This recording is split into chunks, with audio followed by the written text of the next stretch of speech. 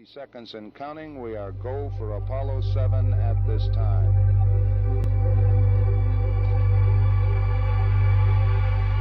T-minus 50 seconds. The vehicle now pressurized, and the vehicle is go, as is the spacecraft. Our second speaker for today is a private pilot, a military aerospace historian, has lectured across the USA on the unique subject of mystery aircraft and classified propulsion systems buried deep within the military-industrial complex.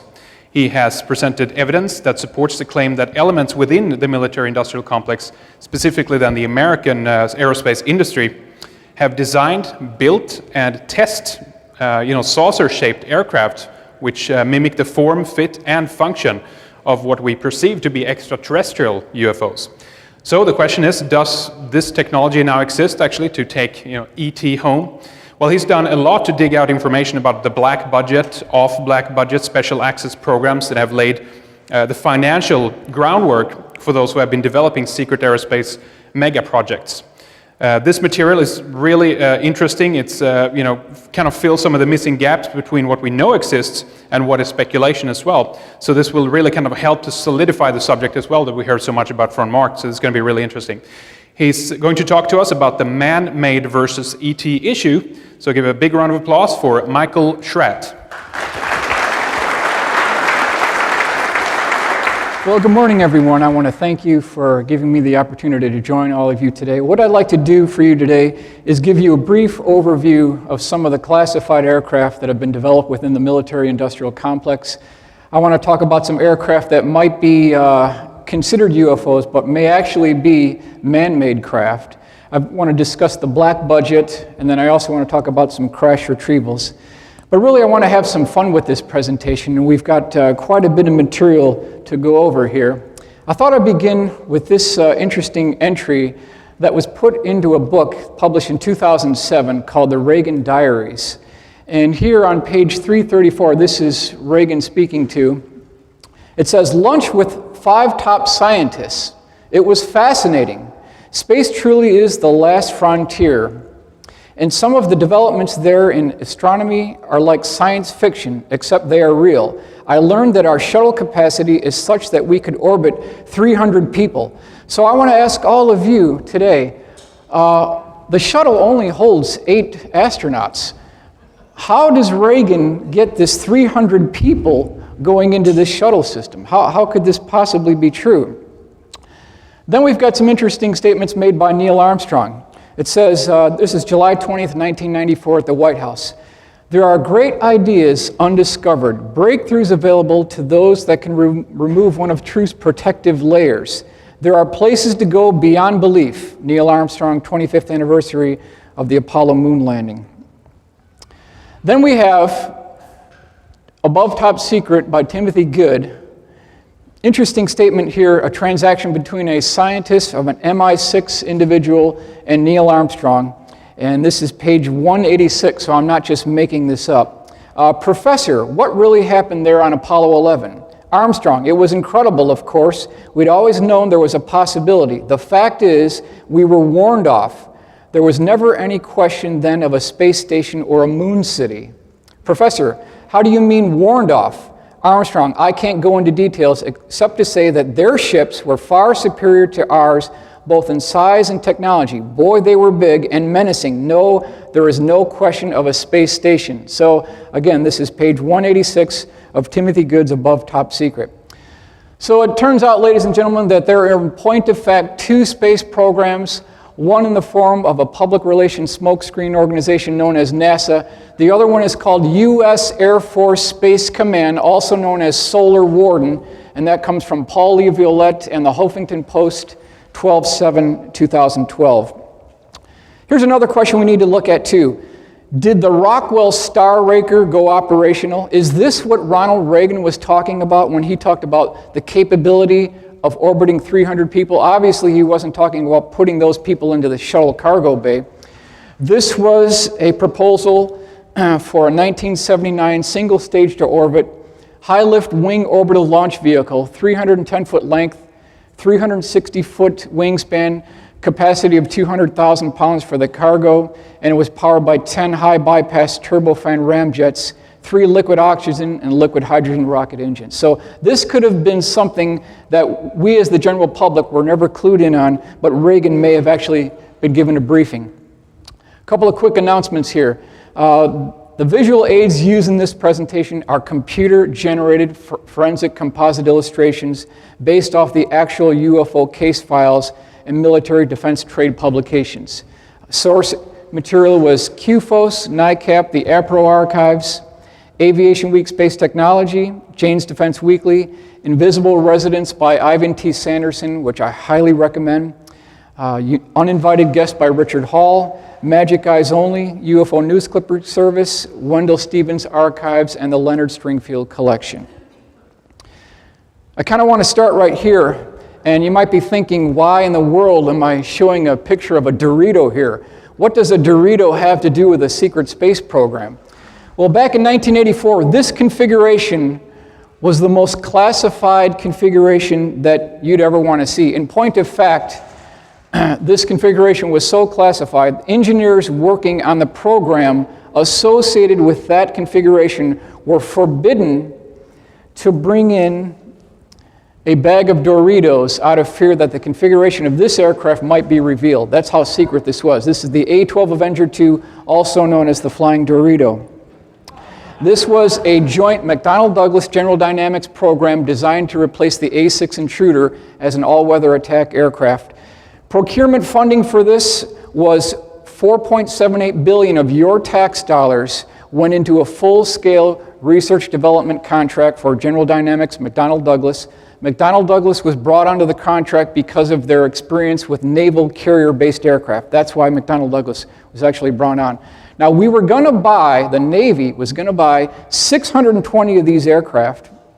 Again, this is what we've got to show for it here with this Dorito here. But this is the full-scale mock-up that was made. And this is essentially all we have to show for our $4.878 billion, because it was on January the 7th of 1991 that Dick Cheney canceled this program and cost us all $5 billion. So I've been looking for about a decade now, trying to track where our money disappeared to. Since we as taxpayers have funded this program, we own these type programs, we have every right to question authority, and this is something that we really should keep in mind. Different publications, Los Angeles Times, New York Times, Washington Post, they talk about $57 billion jet for Navy is canceled, citing cost overruns. Cheney kills Navy attack plane, stealth jet for Navy is canceled. So I want to give you something to hang your hat on here. According to C-SPAN, and I've got all the dates here so you can verify this for yourself, they said, quote, over 3 million pounds of material have been cut on the A-12 Avenger II program. That was July 24th, 1991. So you've got all this material, all these hardware, all these tooling type things. Where did all this go? What do we have to show for our $5 billion? Since Lockheed Martin bought the General Dynamics Aeronautical Division, your point of contact is a woman by the name of Karen Hagar. She's the public affairs person. And by all means, please ask her where your $5 billion portion went. I've included her email address. Her telephone number is 817-763-4085. Okay? Please ask her where your $5 billion went. I mean, it's unbelievable. It's so highly secretive that I said, come on, guys, can't you guys even give me a washer from the program? Just give me a washer. They wouldn't even do that. So I commissioned our good friend Mark McCandlish. I said, Mark, these guys are going to play it like this. Would you please put together an illustration depicting what the A-12 Avenger II would look like on the assembly line? And this is what we came up with, and it's a really good drawing by Mark McCandlish. And so, ladies and gentlemen, I believe that this is probably the closest we're ever going to see regarding the A-12 Avenger II program. However, there may actually be more to this story than meets the eye. There might be something secret going on with the A-12 Avenger II. This is a letter written to a colleague of mine by the name of Lee Graham. This is from Armin Victorian, date December 30th, 1992. I want to bring your attention to this bottom section down here. And he says, Section A, Navy's A-12 prototype was completed and flown by Lockheed. Completed and flown by Lockheed. Okay. 2 other sources have confirmed from General Dynamics that right around 1990, Lockheed basically picked up the pieces of the A-12 Avenger II program from General Dynamics. They've confirmed that there were, in point of fact, 2 assembly lines running at General Dynamics. One was the Navy version, which was canceled by Dick Cheney January 7th, 1991, and there was a secret Air Force version of this aircraft. Now, when Ben Rich, who was the head of the Skunk Works between 1975 and 1991, when his team at the Skunk Works took a look at this edge here, they noticed that a single straight edge was very bad for radar cross-section. So Lockheed Skunk Works engineers designed a notch into the trailing edge. They also clipped the wingtips to reduce the radar cross-section, and that is the AX-12 Air Force version of the A-12 Avenger II, which is completely black. Now, back in 2000, a 1/3 scaled-up version of this aircraft, which is used as a stealthy troop insertion aircraft, was actually built by Lockheed. It's between the F-117 in size and the B-2. So there's this interim aircraft between those 2 aircraft.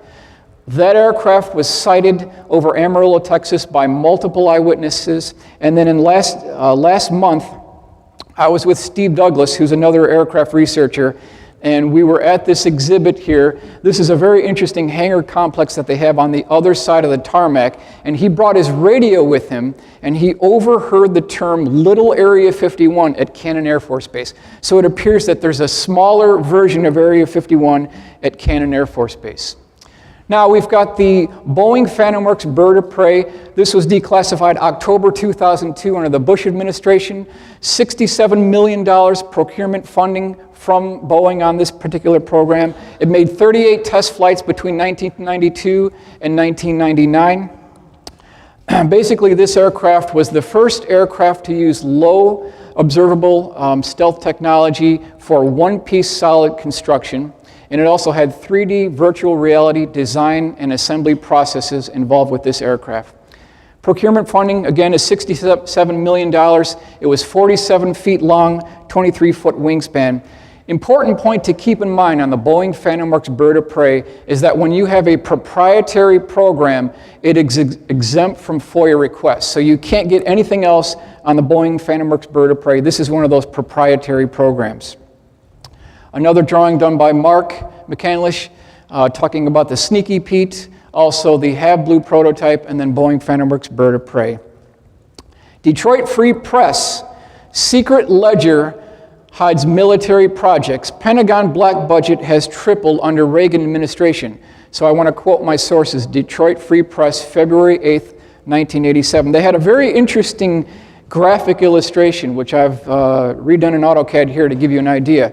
Now, if you look at the procurement funding on these programs, in 1981, the black budget grew by just over $500 million. Now, by 1988, that figure rose to nearly $9.122 billion. So you can see there's this exponential growth in the black budget. Federal spending by category, procurement spending for agriculture was $26 billion. Transportation was $28 billion, but the Pentagon's black budget for fiscal year 1988 was $35 billion. So they're spending more on black budget programs than they are for education. So is there a mismanagement of funding here? Do we have bridges breaking? Do we have schools falling apart? That money could be put into other programs. Total spending for procurement funding of the Air Force for 88 was 51, of which 19.1 was in the black budget. Okay, now in this article, they have 2 quotes that I think are interesting to keep in mind here. It says, Thomas Amley, a Pentagon missile expert with security clearances high enough to know about some black programs, said the military has 3 basic reasons for having them. 1, you're doing something that should genuinely be secret. 2, you're doing something so damn stupid you don't want anyone to know about it. And 3, you want to rip open the money bag and get out a shovel because there's no accountability. So when you talk about black programs, there is no public scrutiny, no congressional oversight. Second one here, it says, in a black project, people don't worry about money, said a 31-year-old systems engineer who has worked on 4 black projects at the Space Systems Division of Lockheed Missiles and Space Company in Sunnyvale, California. Here's what he said. If you need money, you got it. If you screw up and you need more, you got it, said the engineer who asked that his name not be published. You're just pouring money into this thing until you get it right. There's no incentive to do it right the first time. Who's going to question it? So you can see the mentality of what we're really up against here. Aviation Week, Space Technology, December 24th, 1990, summed it up really well. 8 years of the Reagan administration were very good to the black world. Really sums it up nicely. Now, how do you get this information? Where do you go to track the black budget? It turns out every January 27th of every year, a public relations program in the form of this document, which is available to the general public, is called RDT&E Programs R1. That stands for Research, Development, Test, and Evaluation Programs R1. You can pick this up at the Library of Congress. And in this document, they list programs that are within the Department of Defense. Over here you've got the line items, and then you've got how much was spent. But when it comes to classified programs, they don't tell you anything about it. For instance, senior year operations, forest green operations. No technical details, no information regarding how much procurement funding was done on the program.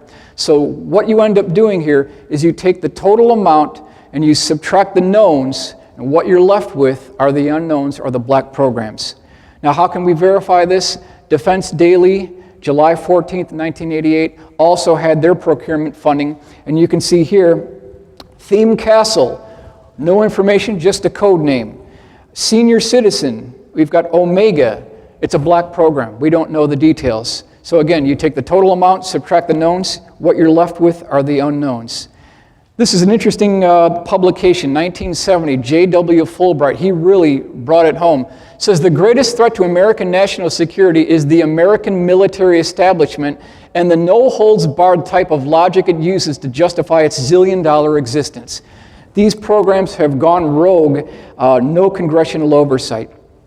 Couple of quick code names I want to bring to your attention here. This comes from John Andrews, who's the Senior Project Design Engineer at Testers Model Corporation in San Diego. He was tracking these black budget fundings, and he wrote this FOIA request to the DoD, and a couple of things we want to look at here. Rosetta, classified program. Housekeeping, what's housekeeping? Redbird, and then the 2 final ones, 4 and 5, Rainbow, and something called Snowbird, which we really want to get into. Groom for secrecy, Groom Lake toxic burning alleged. Las Vegas Review-Journal, March 20th, 1992. They really did a good job on this article. Basically what they're saying is, during the stealth program, vintage 1981 to right around 1988, according to this article, Burbank Lockheed Skunk Works Division was basically trying to get rid of all their toxic chemicals, solvents, resins, and they put these in 55-gallon drums, and twice a week on Mondays and Wednesdays, an 18-wheeler tractor-trailer truck hired by a foreign company called NDB would drive all the way from Burbank Skunk Works to Area 51. They'd follow this perimeter road, they'd go past the residential area, and then these 300-foot-long burning pits dump these 55-gallon drums into these burn pits and throw jet fuel on it and ignite the whole thing. So I ask all of you, is it any wonder that our Area 51 engineers are dying of cancer when you've got this acrid, toxic smoke burning and flowing right over the residential area? So I'm zooming in to Area 51. That's the world's largest runway. You could put one space shuttle landing on either side and still have 5,000 feet between the two aircraft. And then I'm going to zoom into this area. The hangar surface area on the bottom here are what's known as the Red Hat hangars for the Soviet MiGs. Before that, they were the A-12 hangars. Just in back of the Red Hat hangars are what's known as the U-2 spy plane hangars. That's where final assembly was made for the U-2. We've also got the residential area, and then up here on the corner, we've got the area where it shows the burn pits right in here. So that's what we want to focus in on. Here's a 1968 photo of Area 51 showing the residential area. These are the burn pits here. So the question I want to ask all of you, this is something we really should answer. Who is the idiot within the Air Force, Department of Defense, EPA, that allowed them to do this right next to the residential area? I mean, talk about lack of planning. It's just horrible. They had a sidebar article within this Las Vegas Review-Journal that I really want to talk about here, and it's talking about the bar that was at Area 51 called Sam's Place. And this is what they talked about from one who was actually there. Extravagant living on a secret base. So this is your tax dollars at work here. A favorite watering hole was Building 170, the hangar-sized centerpiece of the base's recreational complex. It is listed in one base directory as Sam's Place, a bar named after a Central Intelligence Agency official who once ran the base, said a source involved in base operations during the 1980s. Sam's Place was a dark, fully carpeted nightclub with large padded chairs and a bar ring with stools that rivaled the largest ones in Las Vegas, the source said. The club had 4 pool tables, dartboards, and a big screen. The recreational complex was complete with an 8-lane bowling alley, a heated indoor pool, 4 racquetball courts, a basketball gymnasium with a wooden floor, tennis courts, saunas, and a snack bar. At one time, a golf course and lighted softball field existed as well. Supplies for the base were flown in from Hill Air Force Base in Utah aboard C-130s. Sometimes people would chip in and buy big ice boxes of shrimp that were flown specially to the base from Florida in 20 to 30 big styrofoam coolers. The plane stopped only long enough to offload the shrimp. And then the final one here, some colonels, he said, had very extravagant tastes, including one who had grapefruits flown in from Israel at $25 a piece and requested deliveries of canned tuna from South America that he estimated cost the government $26 per can. So here's your tax dollars at work with these big guys over here at Area 51. Another drawing by Mark McCandlish. This is the McDonnell Douglas Manta Ray. 18 of these aircraft were built by Desert Storm. They flew along with the F-117s as a digital real-time intelligence gathering aircraft, specifically photographic type aircraft. It was also carrier capable. It had a interesting arresting hook and also a launch contraption in the front for carrier-based operations. Very low radar cross-section aircraft, and had twin-canted vertical stabilizers that you can see here. Orders of magnitude lower RCS than the F-117. Something called the Flying Artichoke has been sighted at Air Force Plant 42 and Holloman Air Force Base. It has a crew of 2, pilot and a weapons system operator. It has a very interesting tail arrangement here with a porous aft section that absorbs sound. It's capable of carrying 6 2,000-pound laser-guided weapons. So this is the Flying Artichoke. Now, right around 1989, we started hearing these reports of something called the Aurora. That's definitely not the code name that's actually used, but that's a catch-all phrase, really. And on August 1989, Chris Gibson, who was an offshore oil drilling platform operator, he noticed a KC-135 flying overhead that was flanked on the left side by 2 F-111s that had their wings extended. And then directly behind the KC-135, there was a black triangle that had a 75-degree swept wing configuration that he could not identify, and he was a member of the Royal Naval Observers Corps. So if there's anyone who couldn't identify it, who should have, it would have been Chris Gibson, because he's very well versed in identifying aircraft in less than 1 second. So we've reversed the image to show you what this actually could have looked like. This remains today, even today, a classified program. Now, if you look in the Boeing archives, you'll see this motif, this legacy of development regarding 75-degree swept wing configurations for hypersonic aircraft. This may be a configuration that Chris Gibson actually got to see. Another drawing by Mark McCandlish. Interesting backstory on this aircraft. When the colonel who first laid his eyes on this particular configuration, when he saw it for the first time, he said that that was an elegant lady, and so that name has stuck with this particular aircraft. It is a 2-stage-to-orbit space plane consisting of a mothership and a parasitic aircraft that's launched from the spine of the mothership. Each of these wingtips is estimated to be about 16 feet tall, It has a pilot, co-pilot, and something called a launch control officer. He is the liaison between the mothership and the parasitic aircraft, and he sits aft in the last seat here. It has 2 canards that can retract for high-speed flight. It's powered by either 4 combined cycle pulse detonation wave engines, or as Mark mentioned, the scramjets too. Now, what evidence do we have for this? Aviation Week Space Technology, August 24th, 1992, talks about eyewitnesses who saw this in the Antelope Valley, Lancaster, Palmdale area, so we've got some good sightings there. This is the model called the SR-75 Penetrator that was done by John Andrews, who again is the Senior Project Design Engineer, Testers Model Corporation, San Diego. And we believe that the mothership configuration here is about 85% correct. This parasitic aircraft that he has here has the correct wing sweep angle, but the configuration of where the engines are, we don't believe that that is correct. This is a photograph of John Andrews, so if there was any question about this gentleman's integrity, it was never challenged because he was a gentleman until he passed away in 1999. His veracity was never questioned, so you can hang your hat basically on information provided by John Andrews. A good scale model of what this looked like. Interesting thing, people who have seen this said that the configuration and color of this aircraft was kind of a light white or gray configuration with a blacked leading edge. And then the air intakes on this aircraft were diagonally cut at 45 degrees. And they said that people who saw this particular aircraft take off said that the air intakes were so large that you could drive a Volkswagen right into these. So we're talking large air intakes. John McNeil put this together, shows you the 2-stage orbit spaceplane system. Again, you can see the air intakes in this location and these large winglets. This is a top view looking down, shows you the scale of this aircraft here, and then we believe that this aircraft is not called Aurora, but in point of fact either Senior Year or Senior Smart. That's believed to be the code name for this particular aircraft.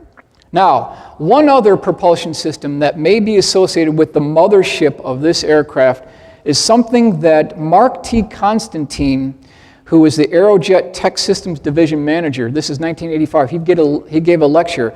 Here is one propulsion system that may be associated with that 2-staged orbit spaceplane system. Here's what he said: the Air Turbo Ramjet, or ATR, is a combined cycle air-breathing engine which we commonly refer to as cold turbine technology.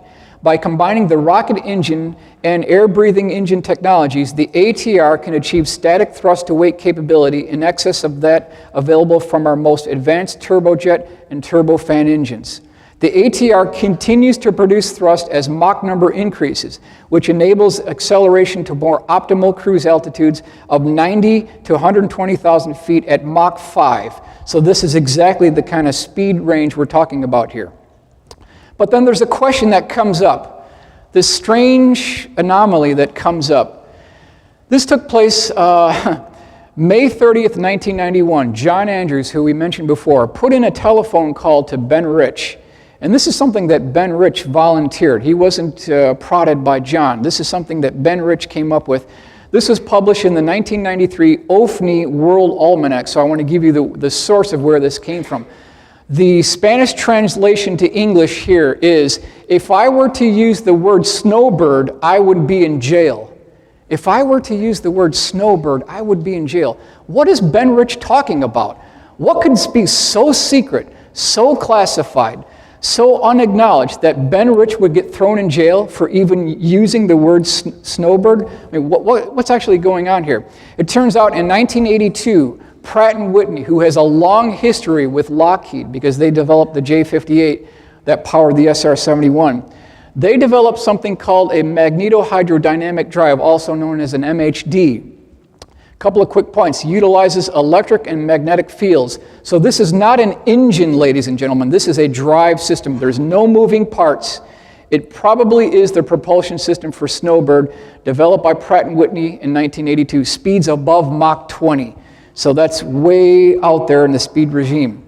Hypersonic Aurora, what could this thing actually look like that uses the MHD drive? Something that Jane's Defense Weekly, December 12th, 1992, had a really good article about the configuration. Again, we see this 75-degree swept wing configuration, so there's this motif that's going through the 1960s all the way up to the 1992 article here.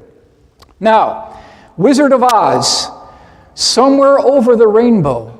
Is this, is there more going on here? Somewhere over the rainbow. This is the song that Dorothy sang in this very popular movie. Is there something more going on here, or is this just a song here?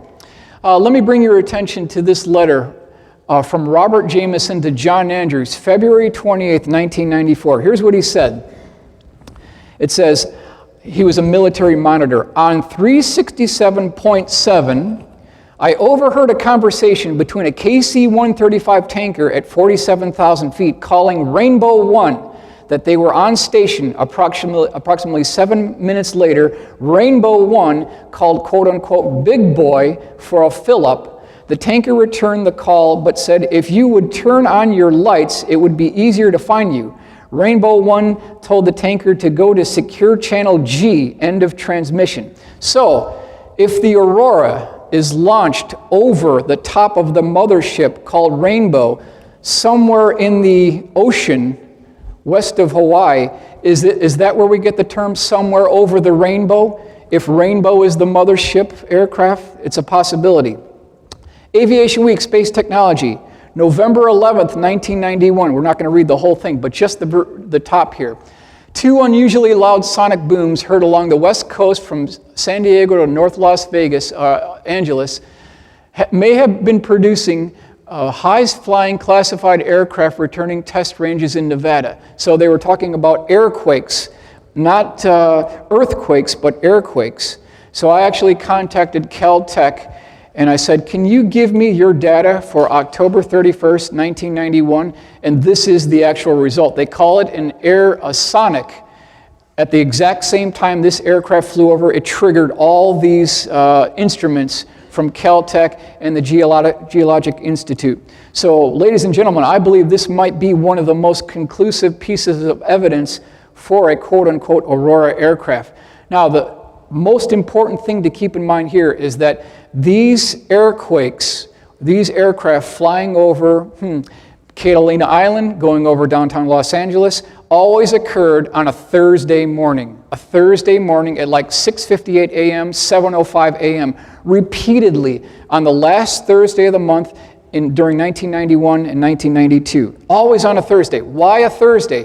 Because in the black world, Area 51, Air Force Plant 42, test flights are done on a Thursday because Monday, Tuesday, and Wednesday are used for prep. Thursday is the test flight, Friday is the debrief, Saturday and Sunday there's no one there. And so that's why Thursdays are very apparent in the black world.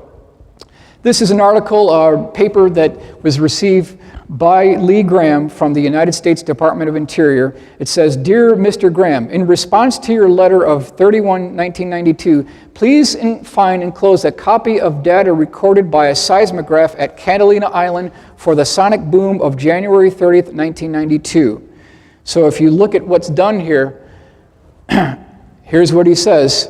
Last Thursday of the month, Thursday, October 31st, 1991, and remember, these tick marks are 1 minute apart. So boom, right? This is your Aurora returning from an overseas mission. Now, about a minute later, another boom right here. So you might think, oh, that's that mothership, right? Returning along with it. The mothership isn't even back yet. It doesn't even fly the same pattern. So this might be either an F-16 or an F-15 flying as a safety chase aircraft. So it's not the mothership flying with the parasitic aircraft. Again, Thursday, June 27th, 1991, last Thursday of the month, boom. About a minute later, another boom. So this is, again, seismic instrument readouts. Thursday, November 21st, 1991, we have another boom here, and then it says, bingo, it must be an American bird. They didn't want to work on Thanksgiving Day. So this time, it wasn't on the last Thursday of the month, it was the week prior. So you know, ladies and gentlemen, this is one of ours. There's no doubt about it. There's no doubt about it. Catalina Island, Thursday, January 30th, 1992, 7:17 a.m., another boom. And then about a minute and a half later, number 2. So you can see you've got this parasitic aircraft flying over Catalina Island. It wakes everybody up in the morning in Los Angeles, and then a chase plane follows it. Here's the track returning to Area 51, going over Catalina Island, Los Angeles, waking everybody up, then heading north of Edwards Air Force Base, going into Tonopah Test Range, and then into Area 51.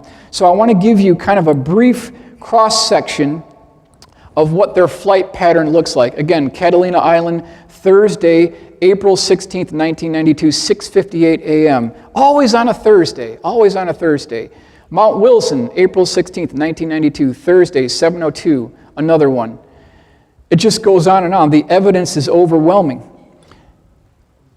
Okay, so here is a typical Snowbird mission profile flight path. This came from Jim Goodall. I asked Jim, I said, Jim, what's the flight path of these aircraft? And so he said, this is Jim Goodall's interpretation of what these aircraft may be flying. He believes, ladies and gentlemen, that this is a nuclear proliferation monitoring aircraft, because at the fall of the Soviet Union, they had to figure out a way to monitor all this fissionable material that was kind of loose within the former Soviet Union. So he believes it's a nuclear proliferation monitoring aircraft. So what you do here is you start at Area 51. You take off from Area 51. You take up a magnetic heading of 310 degrees. You fly over Alaska. At this point here, you're still with the mothership. You're at about 30,000 feet at Mach 1.7. It's at this point you launch from the mothership. You pour the coals to it right here. You go over Russia. You make a 90-degree left-hand turn. You start heading south. You're over Turkey. You're over Israel. Right in this area right here. Once you get down here, you make another turn. Now you pour the coals to it right here. You're heading back. At this point, you're over here. Now you're near Hawaii. You're starting to make a left-hand turn. Now we're heading into California. That's where we go over Catalina Island. This is where we wake everybody up at 7:02 a.m., right back to Area 51. So that may be the mission profile of what these aircraft are actually following.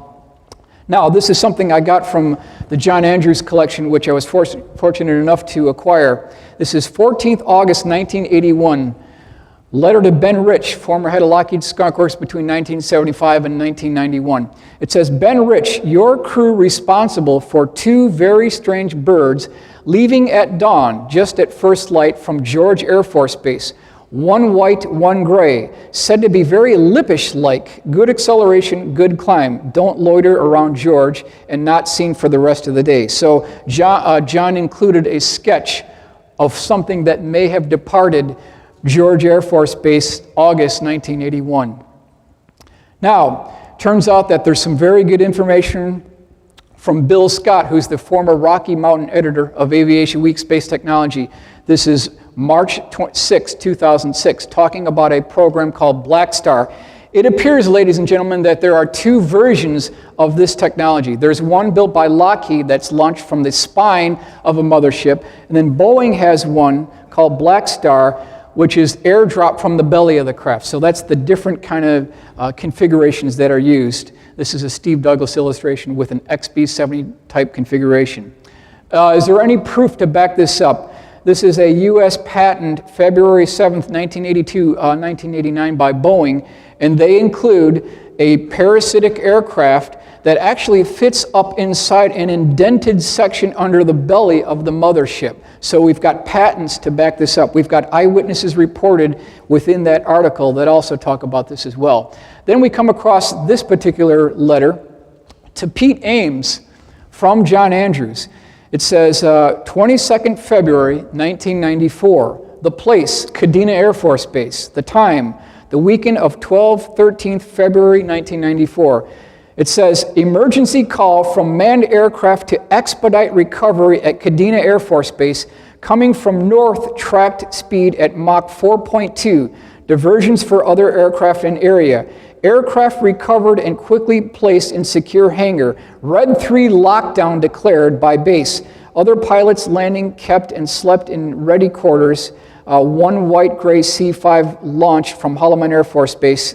3-day lockdown at base. So something made an emergency landing at Kadena Air Force Base.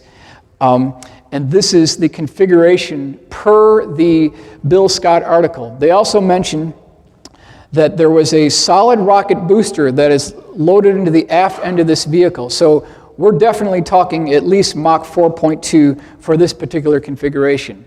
The truth is out. Air Forces Monthly, March 1997, September 26, 1994, was the date of an event that has never been talked about in American press. I had to get an overseas publication for this.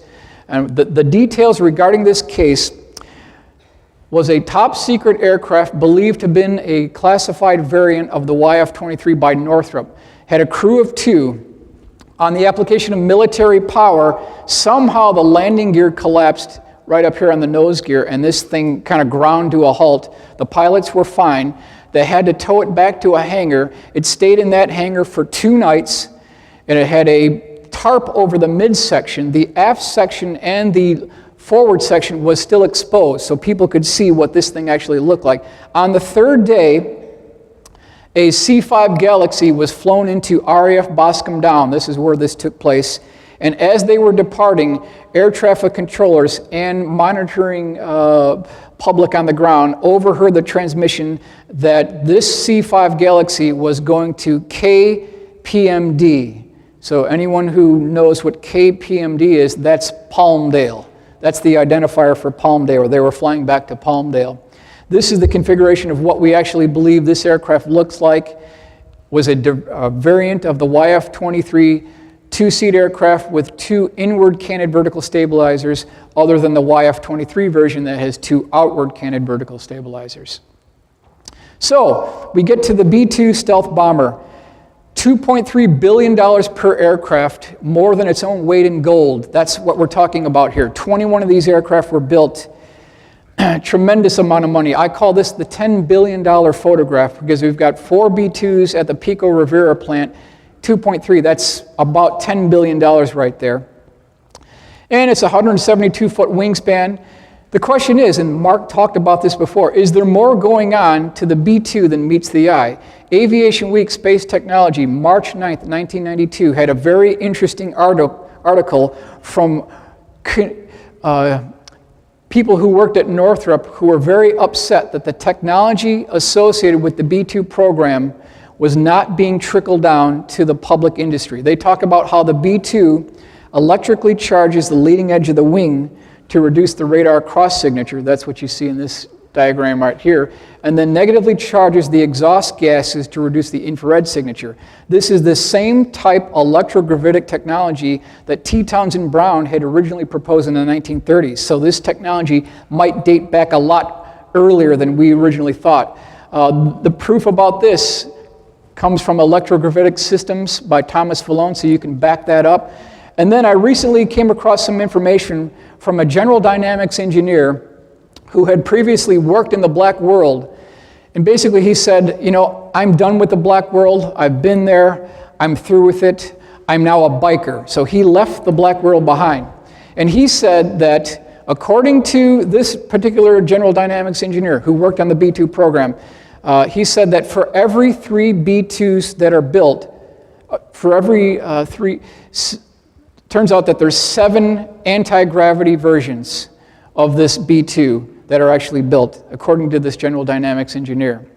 Now, September 1967, a naval combat veteran by the name of Jack Pickett, who I was really good friends with, he's no longer with us, he claims that during September 1967, he was a publisher of the NCO Club newspaper, and they were going down a perimeter road at MacDill Air Force Base, which is in Tampa, and they got to this area right here, which is called the base scrapyard. And when he got there, he looked over the chain link fence and saw 4 of the most incredible aircraft that he had ever seen in his entire life.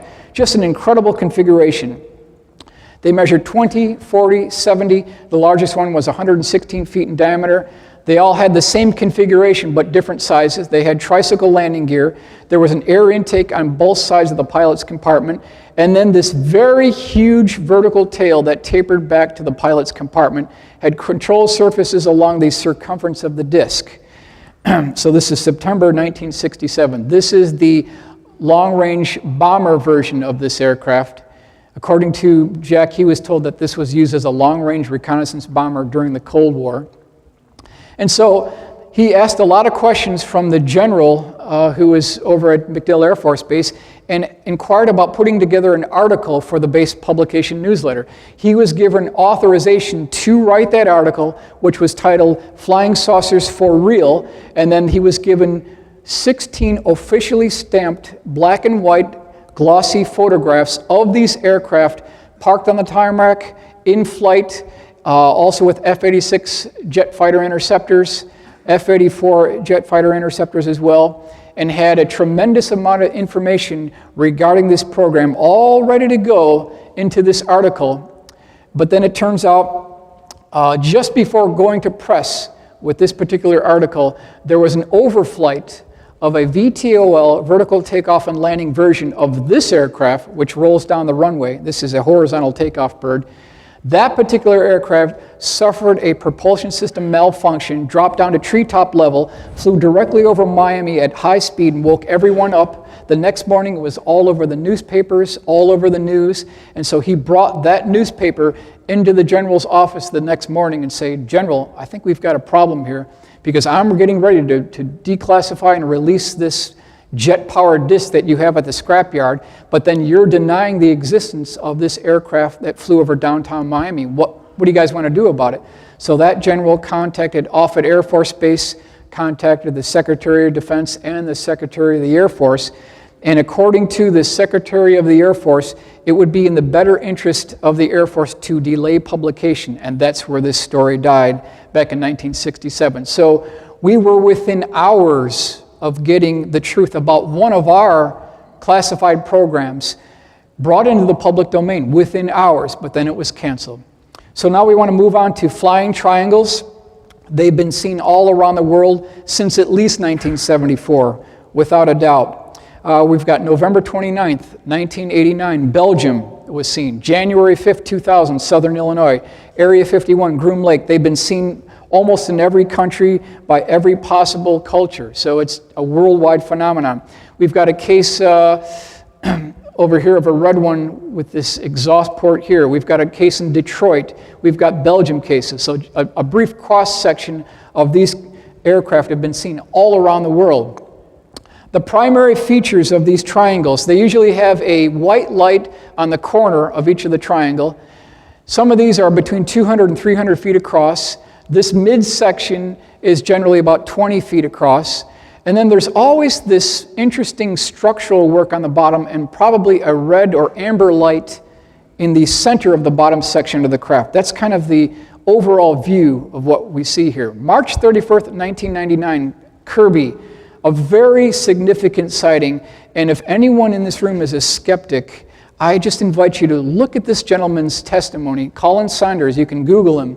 He gave a really nice 20-minute lecture regarding this particular sighting. A very honest gentleman. I totally believe his case.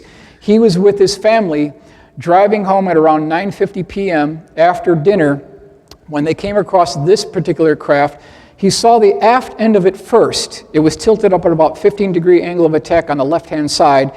And then he said the bottom of this craft tipped up, but it tipped up from the back end. And he said, he used the term that it looked like it was submerged underwater. That's how this actually moved underwater. Here's the view of what it looked like from the aft end. He said it was totally silent, and then he said it had these very interesting raised box sections on the top of the craft.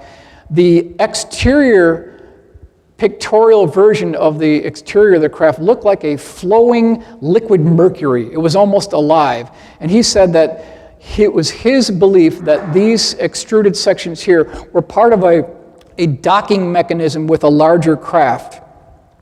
So as this thing flew over, he could see the bottom of it. It also had these raised sections as well. And then as this thing flew over, you can see a forward section right here. It disappeared from view, but then way off into the far horizon, there was a much larger ship that had a red light on one side and a green light on the other side. And he said that this particular aircraft appeared to be trying to dock with that larger craft. So that may be the reason for these interesting raised sections here. This thing was approximately 50 feet across in conjunction with a Cessna 172 that has a 27-foot wingspan. Here's Colin Sanders here.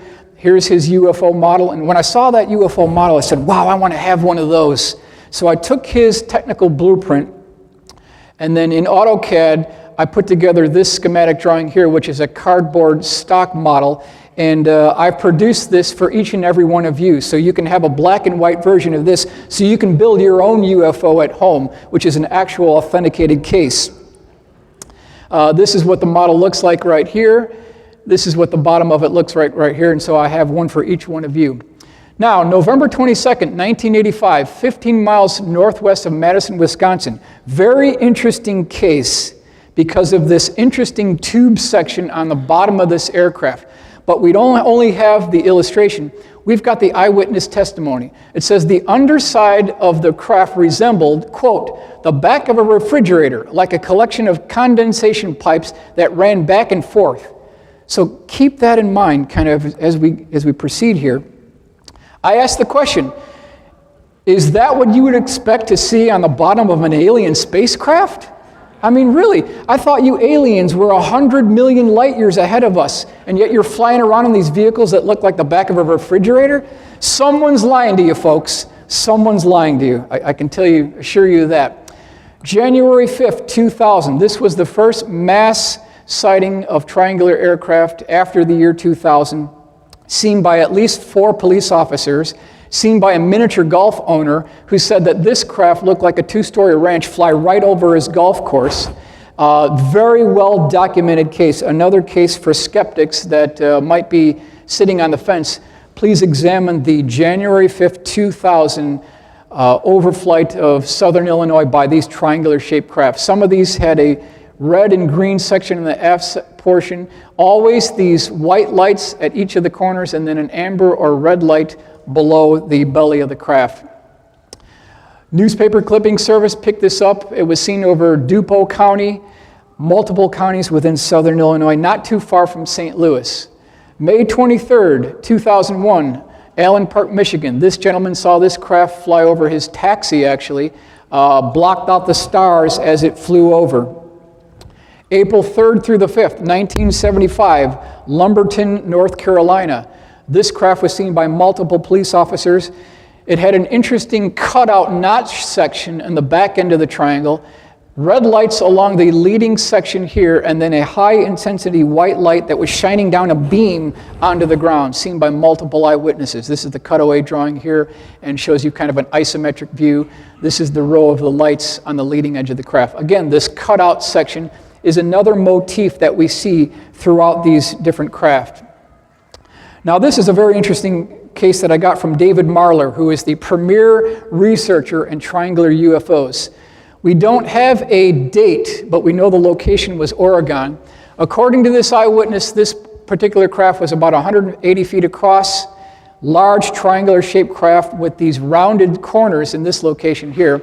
According to the eyewitness, this particular craft parked itself, hovered about 20 feet above the river, the Little Pudding River in Oregon, and then it started dropping down this 8 to 10 foot diameter metallic tube, went right into the river, started sucking up this water, and then he noticed that right next to this tube, water was coming out too. So the water's going up, water's coming down, and then he said there was a blue beam of light that exited off the left end of the craft.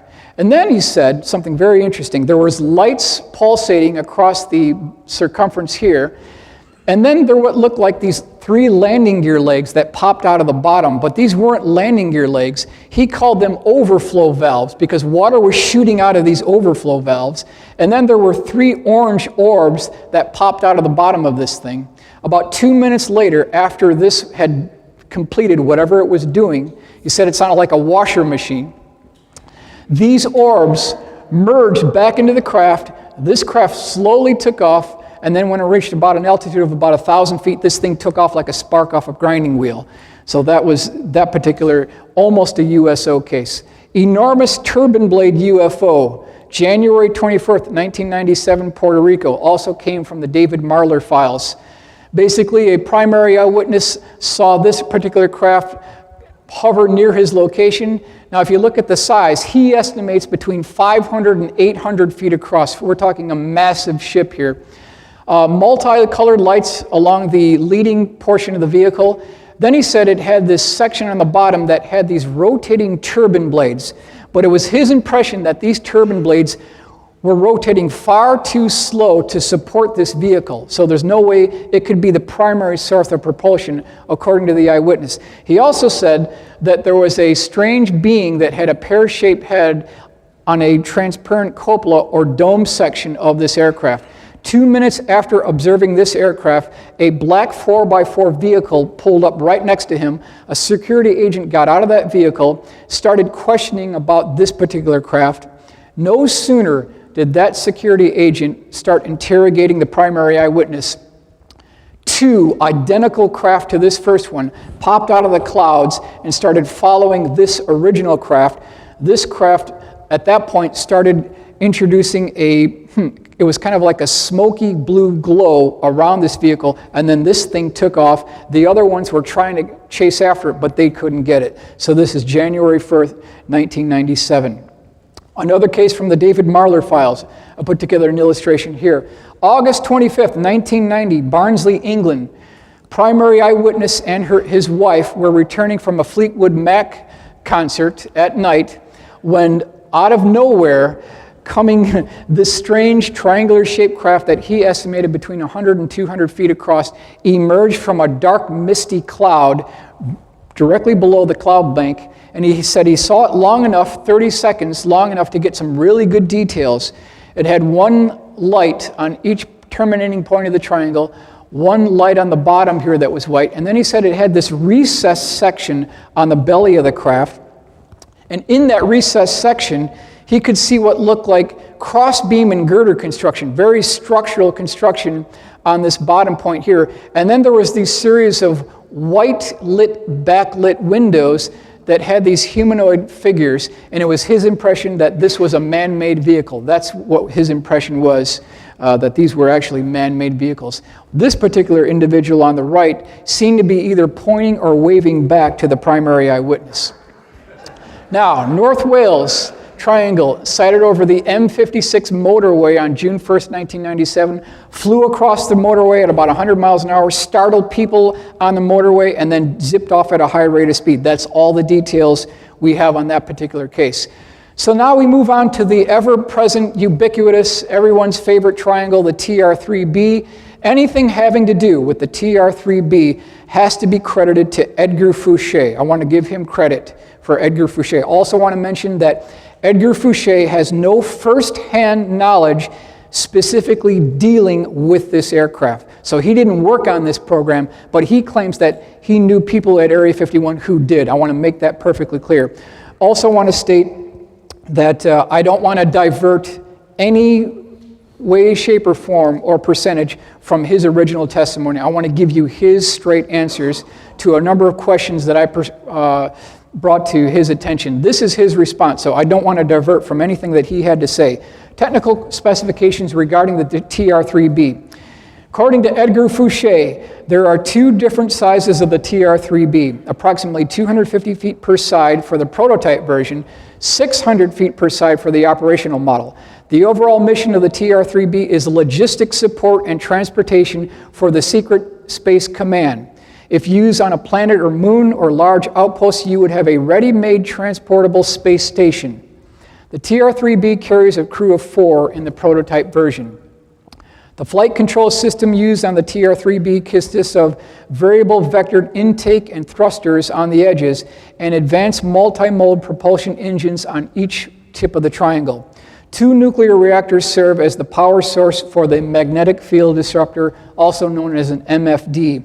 The magnetic field disruptor utilizes a mercury liquid plasma, which is pressurized to 250,000 atmospheres and rotated at 50,000 RPM, resulting in a distortion or warpage of the localized gravity field by up to 89%. Therefore, G-forces are also reduced by 89%. So in effect, what he's saying is that this MFD interacts with how gravity interacts with mass. So you could be doing 1,000 miles an hour, make a left-hand turn 90 degrees, and you'd only feel 11% of the G's. That's what he's talking about. He's not talking about anti-gravity per se, but a disruption of the gravity field. Materials used to construct the TR-3B consisted of advanced composites, metamaterials, and titanium.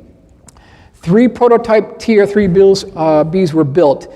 Cost per TR-3B in $1990 was $1 billion per craft.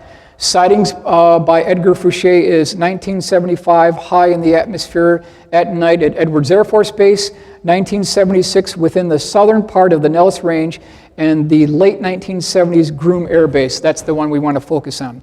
TR-3B utilizes telescopic landing gear legs with T-pads, operated by the National Reconnaissance Office, the National Security Agency, and the CIA. The craft exhibits a very low electromagnetic humming noise during operation. 1 light was located on each tip of the triangle. The craft incorporates electrochromic panels used for daytime stealth operations. So when you talk about electrochromic panels, what they're essentially doing is they're electronically transferring the image, what's in back of the craft, to the forward portion, essentially allowing it to blend in with the background, basically bringing it invisible. Vents on the side of the craft serve as variable vectored intake exhaust depending upon which direction the vehicle is going. So this is a drawing put together showing you these vents right here. This is the crew compartment and then the magnetic field disruptor right here. So then I asked Edgar Fouché, Edgar, instead of you just talking about the TR-3B, can you give me an illustration of your sighting? This is what he came up with. This is Edgar Fouché's illustration of his sighting. This would have been 1979 at Area 51. This is Avionics Building Number 9, the Avionics Laboratory at Area 51. Again, this is the longest runway right here. And he was going from the Avionics Laboratory to a blue blacked out windowed bus, Air Force bus. So it was about a 100-foot walk. And as he's walking to this bus, they had him wear these blacked out welder's goggles so he couldn't see anything around. Edgar Fouché is a pretty big guy, so when he looked down, there was a crack between the top portion of his forehead and the top portion of these welder's goggles, and he could see a crack of light. He looked outside that light and saw the TR-3B about 500 feet away. This is according to Edgar Fouché. So if you look at this runway diagram, you look at the buildings, remember these are the Red Hat hangars right here, we're talking at least 500 feet. And so that's how close he got to perhaps one of our classified flying triangles. Again, flying triangles, UFOs, the estimate of the situation, David Marler. This is by Richard Dolan Press, our good friend Richard Dolan. Anyone who's a skeptic regarding flying triangles, please look into this book and you'll see that there's quite a good historical background. I want to make a statement here. If you thought that all triangular UFO cases were the direct result of classified military aircraft, that would be incorrect. Now, how do we know this? Sightings of these triangular-shaped craft date back to 1890. Kelly Johnson, who formed the Skunk Works, he wasn't even born yet, so it couldn't be a Lockheed bird, right? It has to be something else.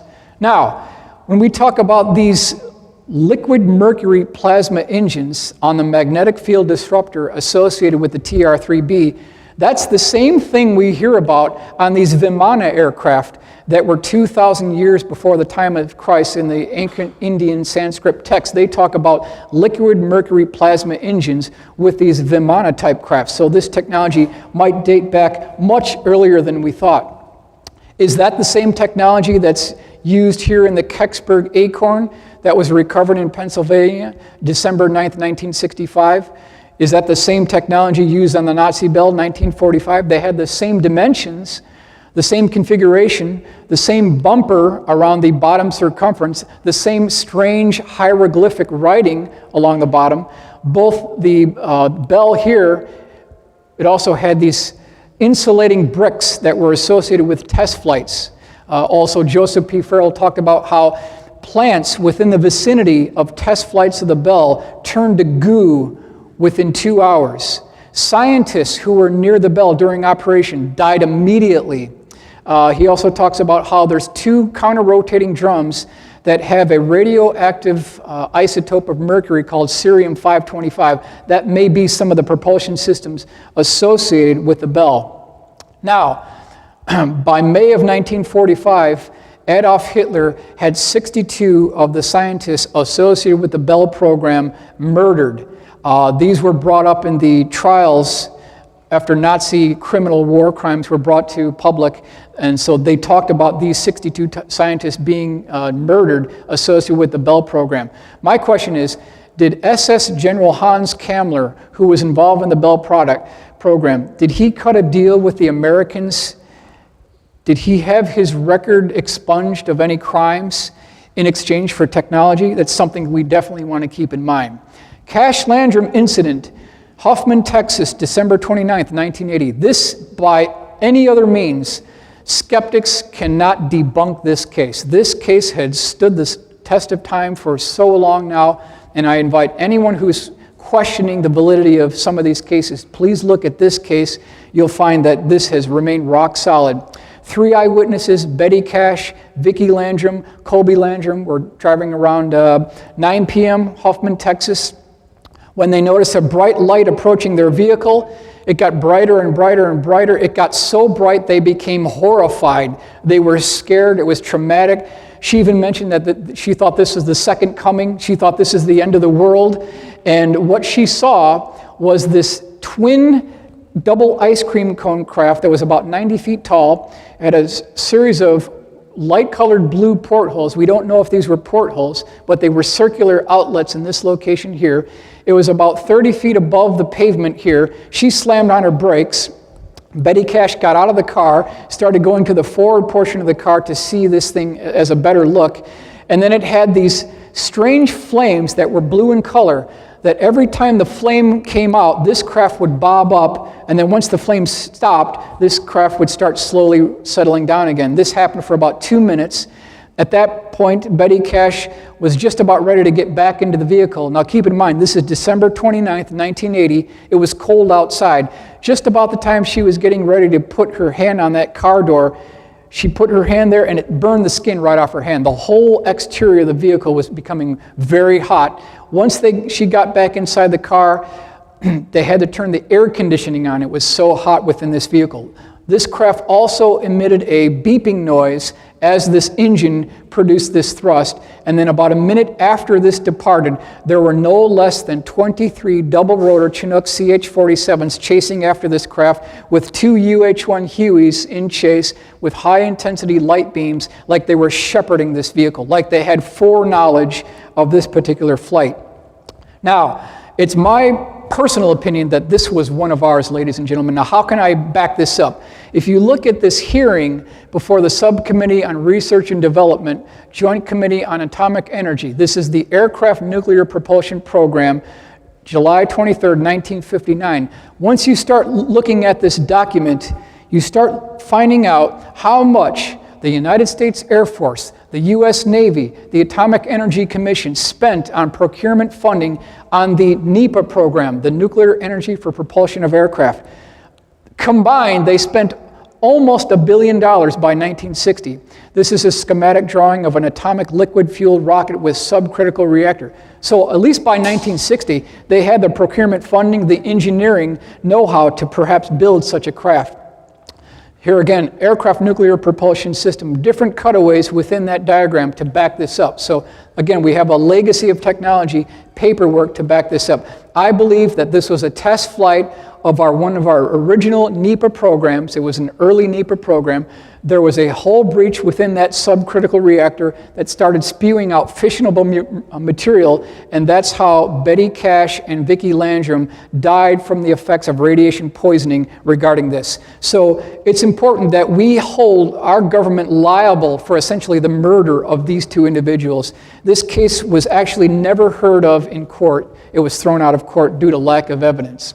Now, significant statements by Ben Rich regarding advanced aerospace propulsion systems and technology. Ben Rich, very interesting gentleman. I met with his son, Michael Rich, at the RAND Corporation. He was very nice, didn't reveal any secrets, but important to keep in mind, Ben took over the reins of the Skunk Works from Kelly Johnson in Burbank back in 1975. He headed the Skunk Works until 1991. And I want to really bring out some points here that I think are very important regarding what Ben Rich said about the technologies that we're talking about in this conference. Now, according to Ben Rich, and you can verify all of these, they've been authenticated. I invite you to check this out yourself. We did the F-104, the C-130, the U-2, SR-71, F-117, and many other programs that I can't talk about. We are still working very hard. I just can't tell you what we're doing. Wright-Patterson Air Force Base slide presentation, September 26, 1992. Again, the Air Force has just given us a contract to take ET back home. We already have the means to travel among the stars, but these technologies are locked up in black projects. It would take an act of God to get them out to benefit humanity. There is an error in the equations. What equations is he talking about? There is an error in the equations, and we have figured it out and now know how to travel to the stars, and it won't take a lifetime to do it. So what equations is Ben Rich talking about here? It is time to end all secrecy on this, as it no longer poses a national security threat, and make the technology available for use in the private sector. It says we have some new things. We are not stagnating. What we are doing is updating ourselves without advertising. There are some new programs and certain things, some of them 20 or 30 years old, that are still breakthroughs and appropriate to keep quiet about. Other people don't have them yet. And then it says here, September 7th, 1988, AIAA lecture, so you can back that up too. I wish I could tell you about the projects we are currently working on. They are both fascinating and fantastic. They call for technologies once only dreamed of by science fiction writers, according to Ben Rich. What could that mean? Now, this is a new group that maybe some of you haven't heard of before. I got this from the Huntington Library from the papers of Ben R. Rich.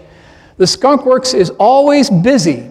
It's fortunate that we are able to turn out a breakthrough about every 10 years. The airplanes that we are building today, you won't hear about for another 10 years. Anything you can think of, we can do. And if not, maybe we have already done it. I cannot talk to you about anything we are doing today or have been doing probably for at least 5 or 10 years. If you saw the configurations I have on my desk today, they're mind-boggling, because if you can think of it, we can design it at the Skunk Works. So that's according to Ben Rich. And ladies and gentlemen, I don't think you're going to get a better group of comments regarding advanced aerospace propulsion systems. Now, John Andrews, who we mentioned before, was very good friends with Ben Rich. These two gentlemen, over decades, played this word Scrabble game where Ben Rich would kind of submit little hints to John, and that's how he was able to design the F-19 stealth model that turned out to be the highest selling plastic aircraft model of all history. Over 1 million units were sold. So John Andrews wrote a letter in 1986 to Ben Rich regarding his personal opinion of UFOs, even of crash retrievals.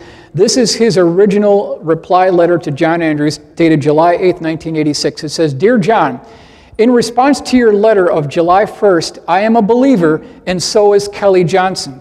So he's talking about UFOs, extraterrestrial technology. So if it's good enough for Kelly Johnson, to me, it's good enough for me. Now, here is the reply that John Andrews sent back to Ben Rich. He wanted to get some clarification. So Mr. Ben Rich, Lockheed Advanced Aeronautics Company, this is Burbank, California, 10 July 1986. Dear Ben, a short note to clarify your interesting response regarding being a quote-unquote believer contained in your 8th July 1986 letter. The topic is UFO. I believe there are lots of UFOs. I am also tending to believe there are two types of UFOs or categories. A, man-made UFOs. B, extraterrestrial UFOs. I believe with certainty in man-made UFOs. I am tending to believe there are also extraterrestrial UFOs. Having the highest respect for both you and Kelly, I'd appreciate knowing your belief in both categories. So then Ben Rich sent back the letter. I was able to get the actual letter. Lockheed Company letterhead, July 21st, 1986. Dear John, this is the response. Yes, I'm a believer in both categories. I feel everything is possible. Many of our man-made UFOs were unfunded opportunities. In both categories, there are lots of kooks and charlatans. Be cautious, Ben Rich. So, The $64 billion question is, what did Ben Rich mean when he talked about unfunded opportunities, UFO? Was Ben Rich talking about programs that didn't get funded at the Skunk Works? Or, as some have suggested, which could be a possibility, was he talking about freebies or hand-me-downs that we got for others? Is that a possibility? It's certainly a possibility. But by 1995, Ben had passed away, so we don't know the answer to that question. Now, a good friend of mine, Jim Goodall, wrote a letter to Ben Rich, basically requesting a taped interview. Just go over a couple of quick points. I would like to do a taped interview with you sometime in the near future. So obviously Jim knew that time was getting short for Ben. He wanted to get all this documented on videotape. It says, we would cover everything that you have ever been involved in with your many years at Lockheed Skunk Works. We would cover all bases, leaving nothing out. He also said that he'd be glad to hold on to that tape for 10 years, 20 years, until he decided that it was appropriate to release into the public domain. Now, unfortunately, that interview never took place because, as we mentioned, Ben Rich passed away in 1995. But just prior to Ben's passing, Jim Goodall got one final telephone conversation into Ben Rich, who was dying at the hospital, and this is what Ben Rich told Jim Goodall over the phone just before he died. He says, Jim, we have things in the Nevada desert that are 50 years beyond what you can comprehend. If you've seen it on Star Wars or Star Trek, we've been there, done that, or decided it wasn't worth the effort. So again, ladies and gentlemen, I don't think it's going to get any better than that. Talking about technologies that are 50 years beyond what we can comprehend from the Skunk Works. A couple of UFO cases that we should consider here. Hudson Valley Boomerang.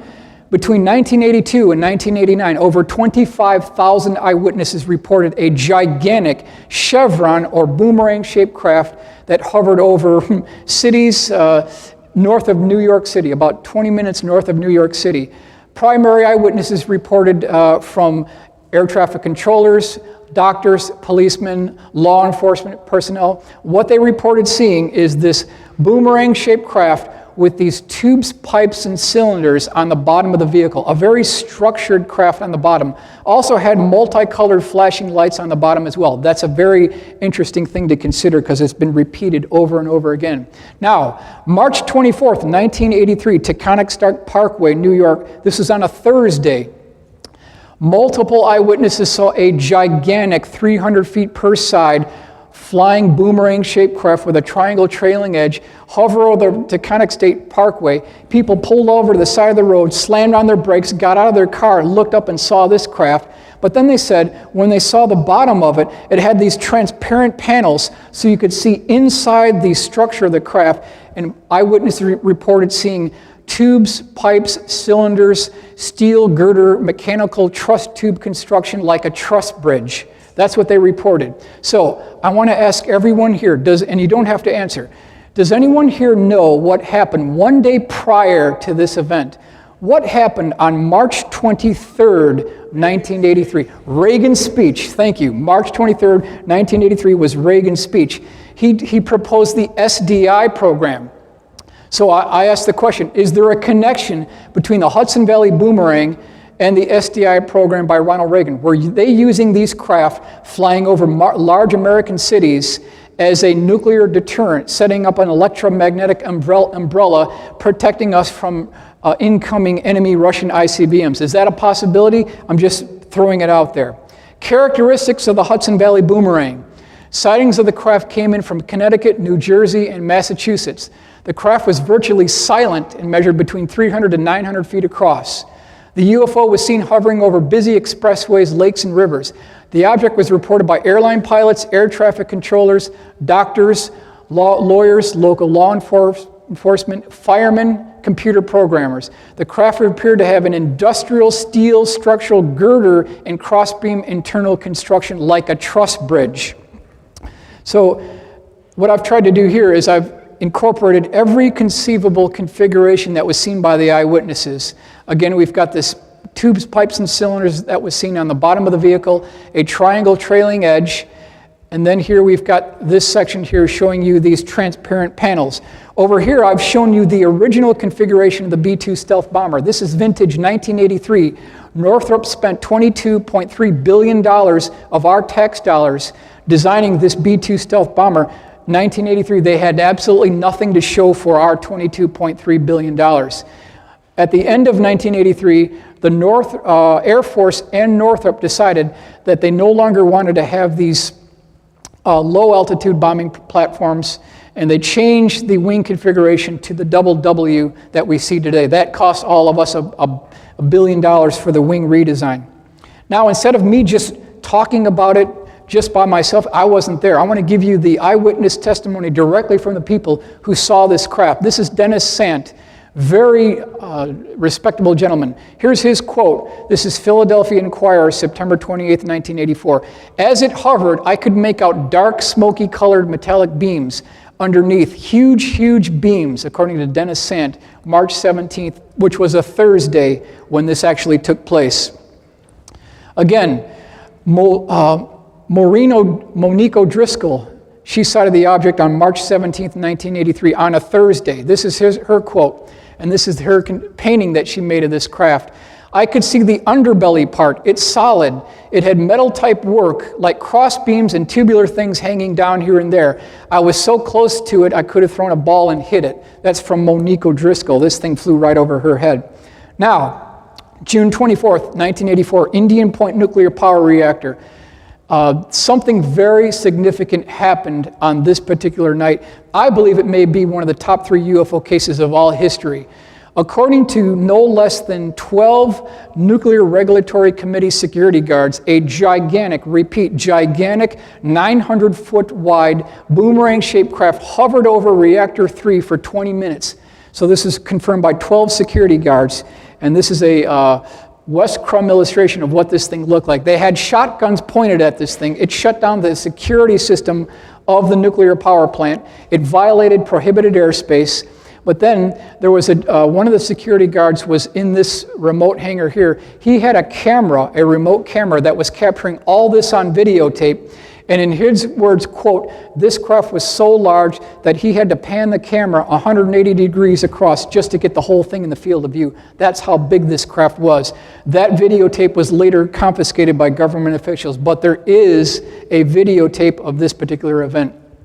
Phoenix Lights, March 13th, 1997. Again, boomerang-shaped craft. It had a very small triangle trailing edge here, seen by thousands of eyewitnesses. Of course, the government tried to explain it away as flares, but I question how could flares start out north of Prescott, go down through prohibited airspace at Sky Harbor Airport in Phoenix, and then continue down all the way to Tucson. Flares can't go that far. Eyewitnesses reported that the lights on this vehicle, they didn't look like just lights, but they were canister or studio lights that were embedded into the lower belly structure of the aircraft. Phoenix Lights, we've also want to cover the Belgium Triangle. This is November 29th, 1989. This is the newspaper clipping from the report talking about a gigantic 300-foot per side. Some eyewitnesses reported that this was over a football field inside. Also, we have the section here where the whole entire field section was lit up by the light that this craft emitted. A couple of quick reference points on this here from the Sun, July 23rd, 1991. We are under a sort of siege by high-tech flying machines. These craft are clearly the product of an advanced society and are under intelligent control. Their shape, size, speed, and the way they move are unlike anything known on Earth. These UFOs are technological marvels. They operate with a propulsion system unlike anything man has ever seen. Several eyewitnesses described the craft as big or bigger than an aircraft carrier or as big as a football field. One witness said that while the object was flying directly overhead, one could not see the front part and the end at the same time because it was too big. The craft had the capability of hovering and at times would suddenly accelerate so rapidly that it would be across the horizon in a second or two, and sometimes it would flash right back. In many cases, people saw structure underneath the craft, which included heavy metal parts, crisscross effects, diamond-shaped work, and tubular things here and there. So that's important to keep in mind. This was also tracked by 2 F-16s that got within 20 miles of this particular craft. It also released hundreds of small objects that were on the bottom of it, and then during this particular Belgian wave, flying squares, rectangles, platforms, and a manta ray-shaped craft were also seen by the eyewitnesses. So it wasn't just triangles that we were seeing here. Here is the illustration of this F-16 attempted intercept. This thing was going at about 250 knots, accelerating to about 1,800 knots within 2 seconds.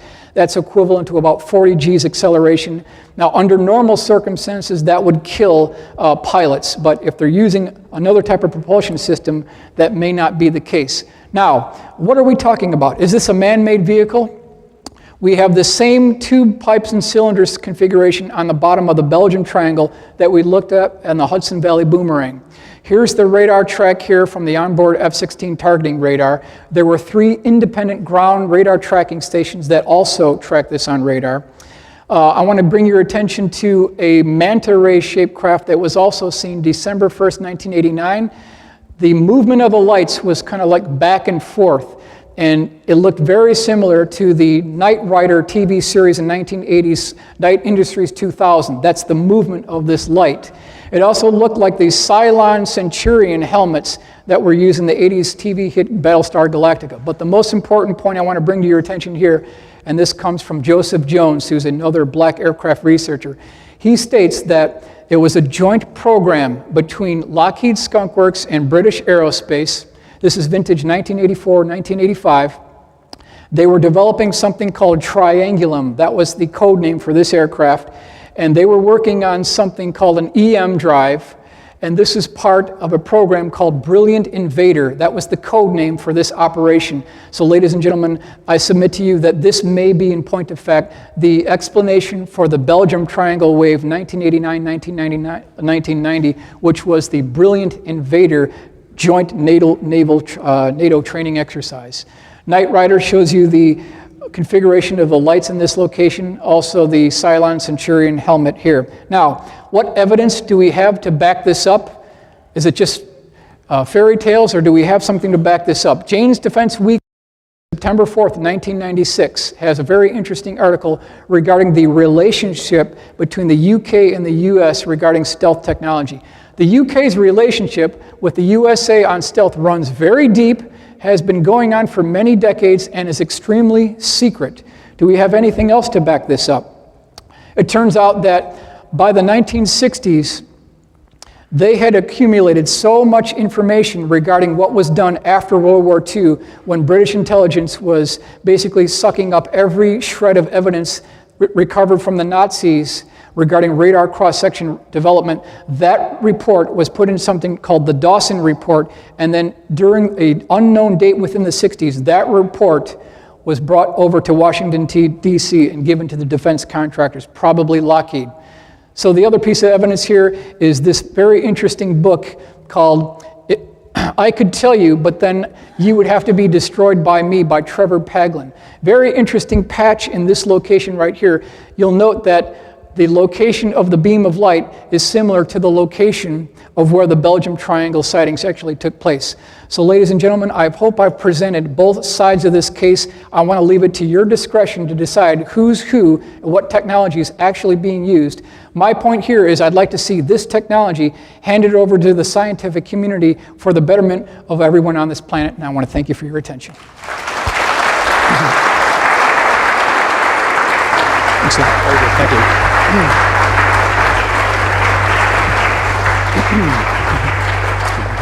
Thank you very much. Thank you very much, Michael. Really appreciate that.